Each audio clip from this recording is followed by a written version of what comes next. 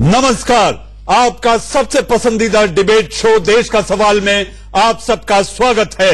राष्ट्रपति शासन को शिवसेना की चुनौती है। जी हां, इस वक्त आ रही एक बड़ी खबर, शिवसेना की याचिका पर कल सुबह सुनवाई होगी। कल सुबह 10:30 बजे शिवसेना की याचिका पर सुनवाई होनी है। राष्ट्रपति शासन लगने के बाद शिवसेना सर्वोच्च अदालत में अपनी गुहार लगाएगी। इस वक्त की एक और बड़ी खबर, जी हां, इस वक्त की एक और बड़ी खबर, राष्ट्रपति शासन को शिवसेना की चुनौती। महाराष्ट्र में सियासी हलचल के बीच लगातार घटनाक्रम पल पल बदल रहा है। इस वक्त की बड़ी खबर,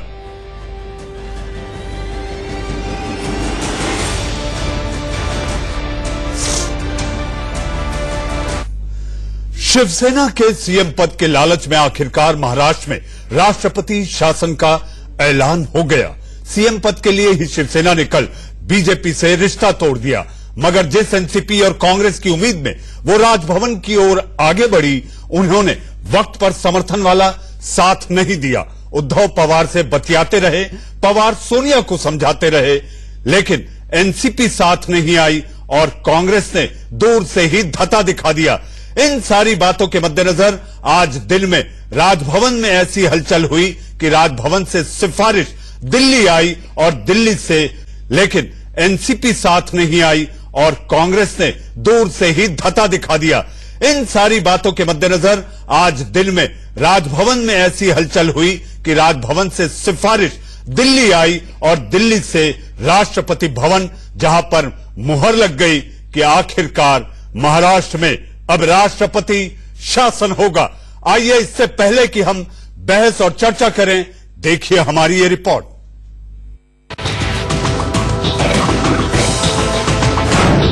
महाराष्ट्र में राहुल ने डुबोई सरकार की लुटिया। राहुल ने बिगाड़ा शिवसेना एनसीपी का खेल। केरल के चक्कर में छोड़ा महाराष्ट्र। राहुल की बात मानकर पछता रही है कांग्रेस। जिस राहुल गांधी के फैसलों से कांग्रेस ने कुछ सालों में एक के बाद एक कई बड़ी हार देखी, बताया जा रहा है कि महाराष्ट्र में भी उन्हीं के अड़ंगे से कांग्रेस ने हाथ में आई सत्ता की बागडोर खो दी। कल तक कांग्रेस के सभी बड़े नेता, वहां के अधिकांश विधायक सरकार बनाने के पक्ष में थे। हालांकि कांग्रेस अभी भी सरकार बनाने के मूड में है, पूरे पक्ष में है, लेकिन जिस तरह से कल रात कांग्रेस की तरफ से पत्र नहीं भेजा गया राष्ट्रवादी कांग्रेस पार्टी को शिवसेना के समर्थन के लिए, उसने कई सवाल खड़े कर दिए हैं कि आखिर ऐसा क्या बात हुई कि क्यों नहीं कांग्रेस ने कल शाम ही इस बात को तय कर लिया और अपना पत्र भेजा। सूत्रों के मुताबिक सोनिया और प्रियंका गांधी सहित कांग्रेस के ज्यादातर बड़े नेता शिवसेना को समर्थन देने के लिए राजी हो चुके थे।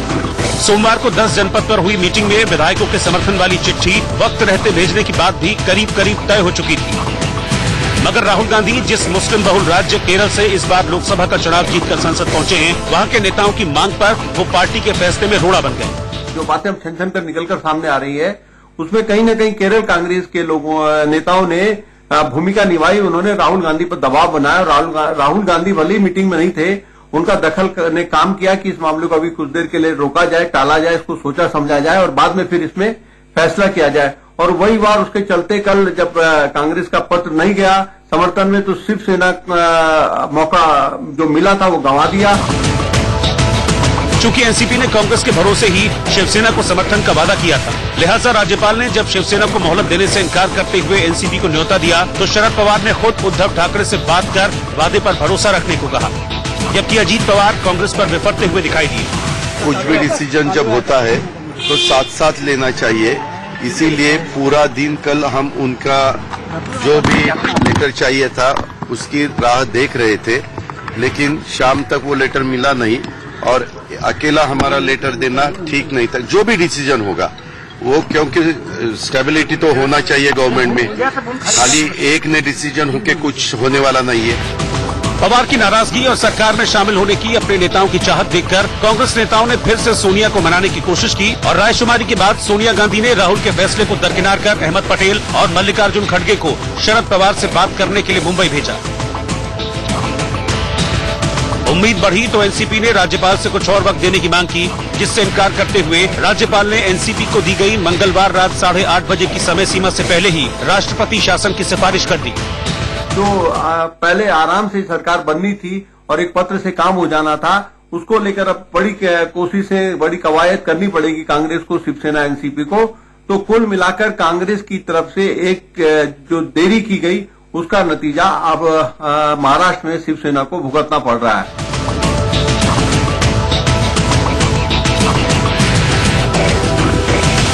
Ajit Mendola, India News, Delhi. महाराष्ट्र की सियासत को लेकर पल पल बदल रही है तस्वीर। इस बीच राष्ट्रपति शासन लगने के बाद शिवसेना से आ रही है बड़ी खबर। विधायकों से मिलने होटल पहुंचे हैं शिवसेना अध्यक्ष उद्धव ठाकरे। मुंबई के होटल द रिट्रीट पहुंचे हैं उद्धव ठाकरे। शिवसेना विधायकों ने की नारेबाजी। जी हां, उद्धव ठाकरे के पहुंचने के बाद विधायकों की नारेबाजी आप देख सकते हैं। उद्धव ठाकरे से मिलने उनके विधायक उनको लेने द रिट्रीट होटल, तस्वीर में आप देख रहे हैं। राष्ट्रपति शासन लगने के बाद अपने कुनबे को एकजुट रखने के लिए शिवसेना अध्यक्ष Uddhav Thackeray the retreat hotel, जहां पर शिवसेना के विधायक रखे गए हैं। जी हां, ये कहा जाए कि वो रिट्रीट मनाने की सोच रहे थे, लेकिन राष्ट्रपति शासन के बाद न जाने कुनबे को एक कैसे रखा जाए। गाहे बगाहे अलग अलग खबरें आ रही थी कि शिवसेना के कुछ ऐसे विधायक हैं जो बीजेपी के संपर्क में हैं, जो कि शिवसेना में रहकर बीजेपी की सोच रखते हैं। इस बात को लेकर मुझे लगता है कि शिवसेना के अध्यक्ष उद्धव ठाकरे द रिट्रीट पहुंचे। इस बीच एक और बड़ी खबर। जी हां, राष्ट्रपति शासन के बाद साथ दिखेंगे कांग्रेस एनसीपी के नेता। एनसीपी अध्यक्ष शरद पवार समेत कांग्रेस के वरिष्ठ नेता अहमद पटेल मुलाकात के बाद प्रेस को संबोधित करेंगे। इस वक्त आ रही एक और बड़ी खबर। मुंबई में शरद पवार के घर पर हो सकती है प्रेस कॉन्फ्रेंस। ये जानकारी सूत्रों के हवाले से थोड़ी ही देर में शरद पवार, जी हां, एनसीपी अध्यक्ष और कांग्रेस के वरिष्ठ नेता अहमद पटेल पत्रकारों से होंगे मुखातिब।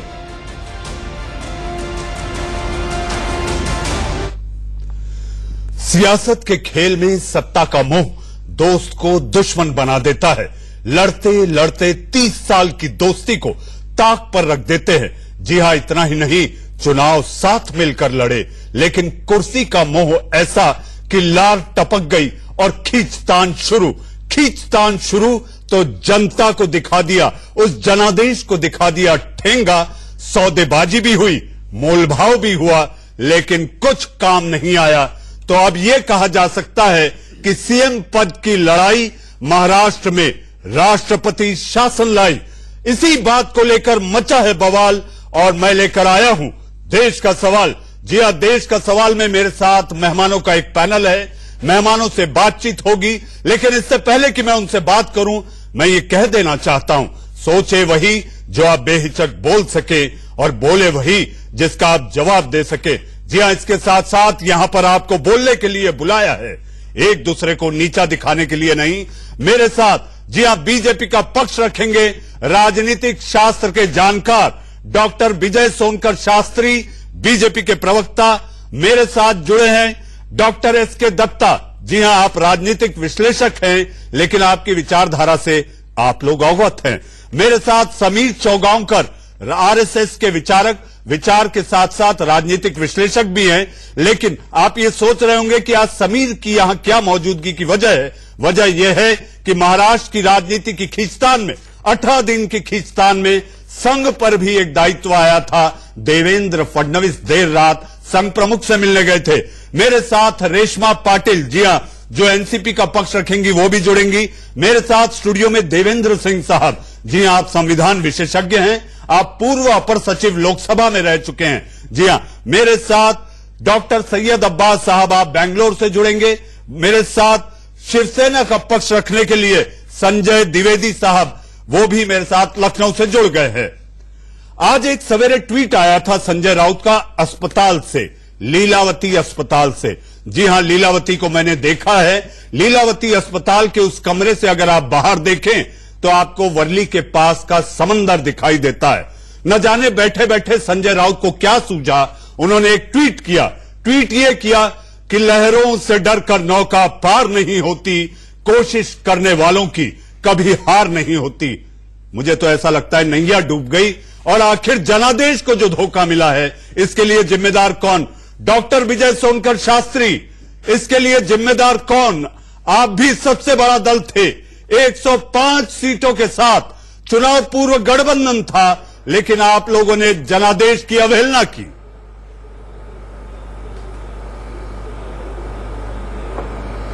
नहीं, देखिए, हम लोग तो मिल करके चुनाव लड़े थे और हमें पूरा विश्वास था कि हम लोग सरकार बनाएंगे और पिछली बार की तरह इस बार हम लोग पहले से मिल करके चुनाव लड़े थे। पिछली बार हम लोग मिल करके चुनाव नहीं लड़े थे, लेकिन फिर भी मैंडेट हमें मिला था और हम लोगों ने सरकार बनाई, चलाई और सुशासन दिया। महाराष्ट्र को आगे बढ़ाने का पूरा प्रयास हुआ, एक सफल प्रयास रहा। बहुत सारी महाराष्ट्र की समस्याओं का समाधान भी किया गया और इस बार भी वही रहा।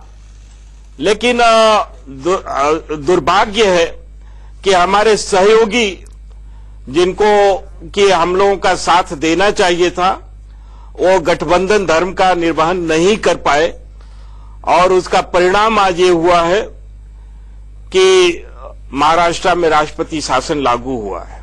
महाराष्ट्र और में इसके लिए राष्ट्रपति शासन ये बीजेपी जिम्मेदार लोग होंगे। डॉक्टर शास्त्री, डॉक्टर शास्त्री 18 दिन बीत गए, आप लोगों का समन्वय कहीं कमजोर दिखाई दिया कि आप लोगों में कोई बातचीत नहीं होती थी। 2.5 साल की बात होगी, हम लोग 3 साल से गठबंधन में हैं, आज से गठबंधन में नहीं है। नहीं, देखिए, समन्वय में कोई कमी नहीं था। आईने की तरह हम लोगों का बीजेपी संघ है, जो संबंध था, जो सहयोग था, वो बिल्कुल क्लियर था। द्विवेदी जी आपके पास आऊंगा, द्विवेदी जी के लोग, द्विवेदी जी आपके पास आऊंगा। बड़े भाई को बोल लेने दीजिए, बड़े भाई को बोल लेने दीजिए। द्विवेदी जी मैं आ रहा हूं आपके पास। बड़े भाई झूठा कहते हैं हमको, बड़े भाई कहते हैं झूठे लोग जिस बात को कह रहे हैं, झूठ बोले, झूठा बोलने का हम लोगों को कोई ऐसा संस्कार नहीं है। आज तक झूठ नहीं बोला गया है। झूठ जो बोलते हैं वो समझते हैं कि झूठ क्या होता है, हम लोग तो झूठ समझते भी नहीं। झूठ बोले राज्यपाल डांटे, झूठ बोले राज्यपाल डांटे। द्विवेदी जी, द्विवेदी जी झूठ बोले राज्यपाल डांटे। मुख्यमंत्री 5 साल पूरा किया था। द्विवेदी जी ये बता दीजिए, आखिर इस लालच में आपने अपनी लुटिया डुबो दी, सीएम पद के लालच में आपने अपनी लुटिया डुबो दी। न कोई कैबिनेट मंत्री मांगा था, नहीं, कोई लालच नहीं है। मैं मनीष जी, मैं मनीष जी एक बात कहना चाहता हूँ इसलिए बजट टूटा है कि आधी छोड़ पूरी को धावे, सेना कभी आधी छोड़ पूरी को धावे, आधी मिले न पूरी पावे, ये तो हाल इनका है। आप भंडारे लंगर में गए थे, सुनिए आप लंगर में गए थे और चप्पल चोरी हो गई। हम नहीं गए। अरे द्विवेदी जी कम से कम 18 दिन में समाचार पत्रों और टीवी चैनलों के अलावा जाके मिल लेते तो बात बन जाती। 170 का बहुमत कहाँ है संजय राउत जी वाला? हमारे पास 170 विधायक है। संजय जी कहाँ पर है 170 विधायक? लिफाफा तैयार था, लिफाफा तैयार था। द्विवेदी जी, शिवसेना ने जो काम किया वहाँ राष्ट्रपति शासन ना लगे। आज अगर चुनाव दोबारा होगा तो किसको हो जाएगा? इनसे पूछे उत्तर प्रदेश सरकार कैसे बनी थी? जनता पार्टी के 1996 में बांद्रा में है कि 10 जनपद में आ गया है? 6 में सरकार बनी थी। संजय जी, आपका मातोश्री बांद्रा में है कि 10 जनपद में शिफ्ट हो गया? मातोश्री कहाँ पर है आपका? पूछिए कहाँ पे इनका? संजय जी कहाँ मातोश्री आपका? बनी है अब 10 जनपद के समीर जी, चूंकि आज की दिन की सबसे बड़ी खबर राष्ट्रपति शासन है, राष्ट्रपति शासन महाराष्ट्र में लगा दिया गया है। मेरे साथ देवेंद्र सिंह साहब मौजूद हैं। देवेंद्र सिंह साहब, राजभवन राज्यपाल पर यह आरोप लग रहे हैं कि जल्दबाजी की गई। घटनाक्रम आपने देखा, राज्यपाल ने पहले सबसे बड़े दल को बुलाया, सत्ता में मौजूद जिन्हें 105 सीटें मिली उन्होंने उनको बुलाया, उसके बाद शिवसेना को बुलाया, बाद में एनसीपी को। 8:30 बजे के पहले राज्यपाल ने यह फैसला आखिर कैसे लिया कि राज्य में यह सिफारिश केंद्र को भेजी जाए कि यहां राष्ट्रपति शासन लगा दिया जाए? ये द्विवेदी जी बोलने की मशीन है क्या? राज्यपाल डॉक्टर शास्त्री आ रहा हूं। मैं समझता हूं राज्यपाल महोदय ने पूरा समय दिया और विधानसभा का नेता चुनने का अधिकार ये विधानसभा के ऊपर है। जनादेश बिल्कुल स्पष्ट था, सुस्पष्ट था, पर अपार्य किन्हीं कारणों से शायद सीएम की चेयर के कारण कुछ आपसी मतभेद हुए, पर जहां तक जनादेश था वो स्पष्ट था। और ये पॉलिटिकल पार्टी जिनको सबसे ज्यादा मत मिले हैं, सीट मिली है, ये उनका दायित्व है कि वो राज्यपाल बन पाए। देवेंद्र जी, इस बीच हमारे साथ संजय द्विवेदी जी है, शायद उनके लिए कोई अच्छी खबर मुंबई से आ जाए, जहां पर थोड़ी ही देर में प्रेस कॉन्फ्रेंस होने वाली है। डॉक्टर दत्ता, मैं आऊंगा, मैं सीधा आपको लिए चलता हूं मेरी संवाददाता उर्वशी खोना के पास, जो शरद पवार और अहमद पटेल की जो प्रेस कॉन्फ्रेंस होने की बात है, संपर्क नहीं हो पा रहा है, बाद में जाएंगे, आप अपनी बात पूरी करें देवेंद्र जी। तो ये दायित्व पॉलिटिकल पार्टीज पे था और जब उन्हें लगा कि शायद जो उनके साथ में इलेक्शन से पूर्व गठबंधन था उसका कहीं अवहेलना हुई है, तो उसके वजह से उन्होंने देवेंद्र जी, लेकिन एक बात है, मेरा एक सवाल, चूंकि आप लोकसभा में रहे हैं, अपर सचिव रहे हैं, मेरा एक सवाल है, अगर चुनाव पूर्व गठबंधन की बात की जाए तो एक पार्टी को आपने तो दे दिया, भाई आपने सबसे बड़े दल के रूप में बीजेपी बुला लिया, तो शिवसेना का बुलाने का क्या तुक था जब आपके पास चुनाव पूर्व गठबंधन के 2 पार्टी के लोगों की संख्या उनसे ज्यादा थी?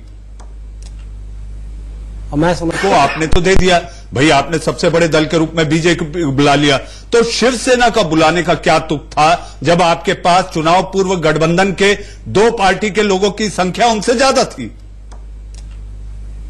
मैं समझता हूं जहां तक संवैधानिक परंपरा है और सरकारी कमीशन की रिपोर्ट है कि राज्यपाल महोदय सबसे पहले बड़े दल के नेता को बुलाते हैं जी, और यहाँ जो पहला सबसे बड़ा दल है और जो नेक्स्ट है उनमें बहुत बड़ा अंतर है। जी, जी। तो उस दृष्टि देखा जाए तो राज्यपाल महोदय ने अपने विवेक का और अपने राजनीतिक अनुभव का एक स्टेटमेंट की तरह उसका उपयोग किया है और उन्हें ये शायद ये लगा क्योंकि राज्यपाल का ये दायित्व है, संवैधानिक दायित्व कि वो संविधान दायित्व को लेकर संविधान और विधि का संविधान और विधि का लेकर ही कई उंगलियां भी उठ रही इसीलिए संविधान और विधि का उसका परिरक्षण, उसका संरक्षण और डिफेंड करें। राज्यपाल का विवेक को सबसे बड़े दल को बुलाया, उसके बाद उन्होंने जो दूसरा बड़ा दल है उसको बुलाया, नहीं, उसके बाद उन्होंने तीसरे बड़े दल को, एनडीए को पहले बुलाया। नहीं समीर जी, आपकी इसी बात पे मेरा एक सवाल डॉक्टर दत्ता से।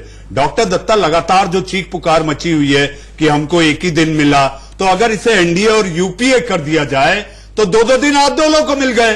बेशक उस हिसाब से देखा जाए तो 2-2 दिन दोनों गठबंधन को मिला।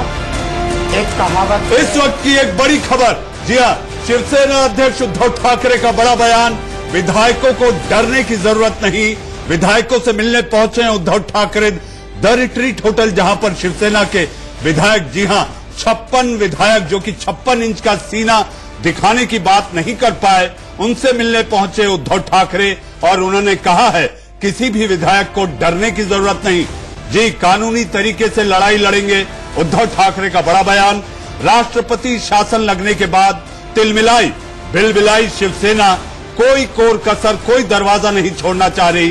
काश कि अगर यही बात, यही सोच रखती, अपने अहंकार को छोड़ देती, तो मुझे लगता बीजेपी के साथ मिलकर सरकार बन जाती। डॉक्टर दत्ता, बेशक ये पूरा जो फैसला था या फिर पूरा जो रिजल्ट था चुनाव का वो महायुति के लिए था और महायुति, जनता को तो पता था कि महायुति को जो लीड कर रहे वो देवेंद्र फडणवीस जी कर रहे और उसी पे मोहरा जनता ने लगाई थी।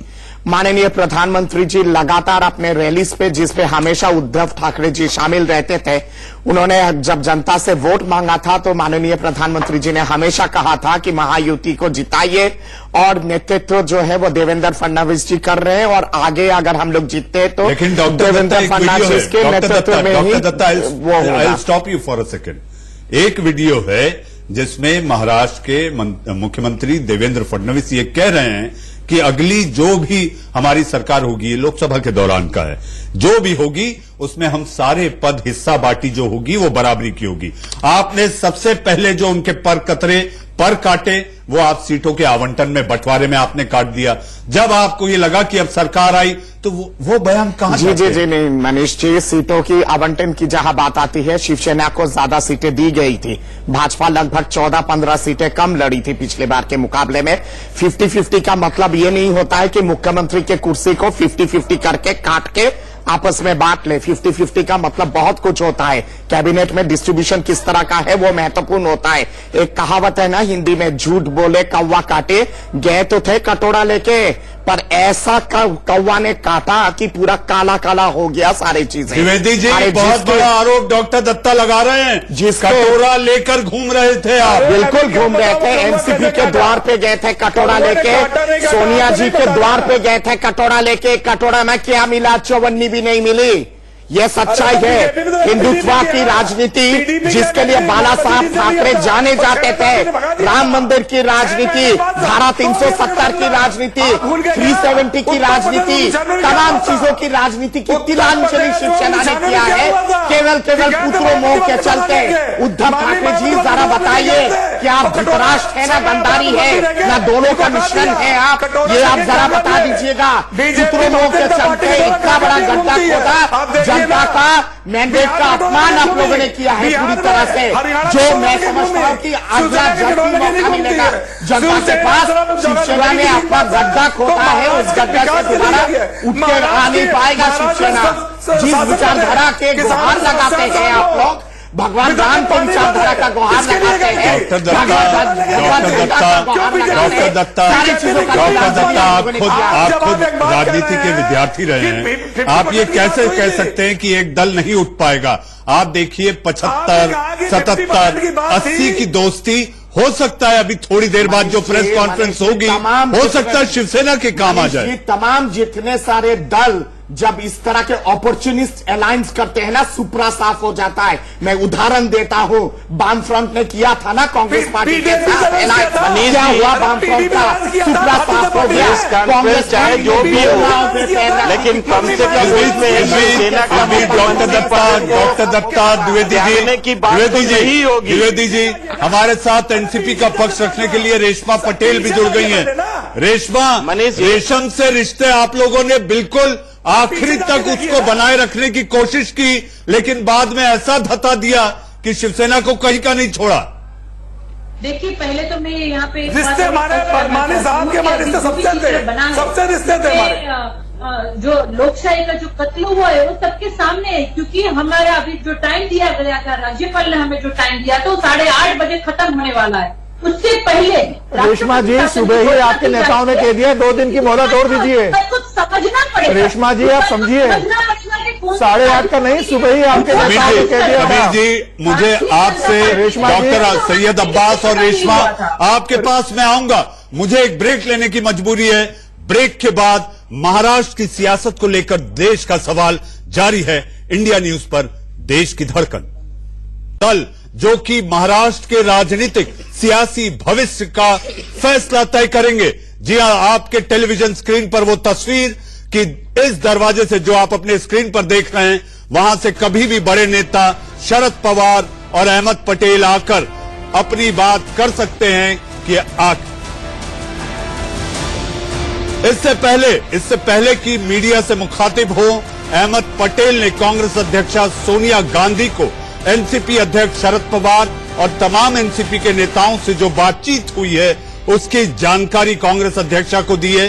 राष्ट्रपति शासन पर एनसीपी कांग्रेस की बड़ी बैठक महाराष्ट्र की सियासी हलचल में ये समझिए कि थोड़ी ही देर बाद पर्दा उठ जाएगा कि क्या महाराष्ट्र में एक बार सरकार बनने की ये तिकड़ी कोशिश होगी या नहीं।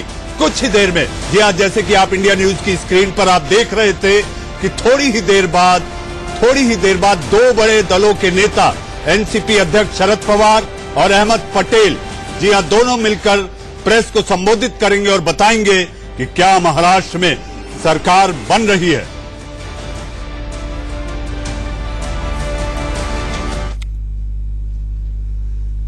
टकटकी लगाए राजनेताओं को दिल्ली से लेकर मुंबई तक इंतजार है इस प्रेस कॉन्फ्रेंस का।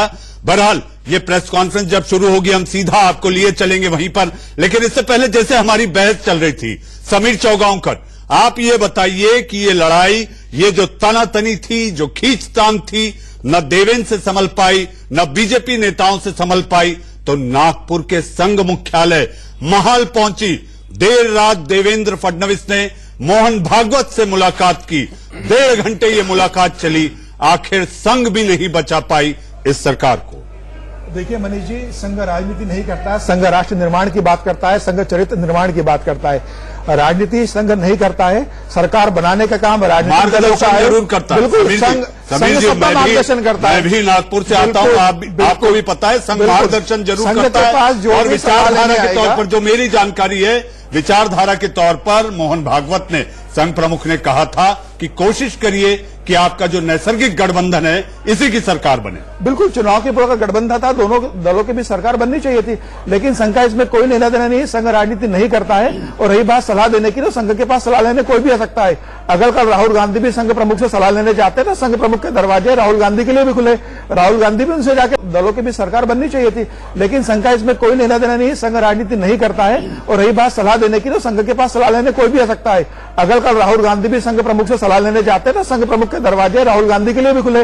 राहुल गांधी भी उनसे जाकर अपनी सलाह ले सकते हैं। संघ के दरवाजे सभी के लिए खुले। संघ राजनीति नहीं करता है। रही बात शिवसेना की, तो मैं शिवसेना के संजय द्विवेदी से पूछना चाहता हूं कि उन्होंने अपने विधायकों को बंधक बना के क्यों रखा हुआ है। जिस बंबई के वह राजा होने की बात करते हैं, वही उन्होंने अपने 56 विधायकों को होटल में बंद करके रखा हुआ है। उन विधायकों को अपने परिवार से बात करने की अनुमति नहीं दी जा रही है। वो अपने पत्नी बच्चों से बात नहीं कर पा रहे।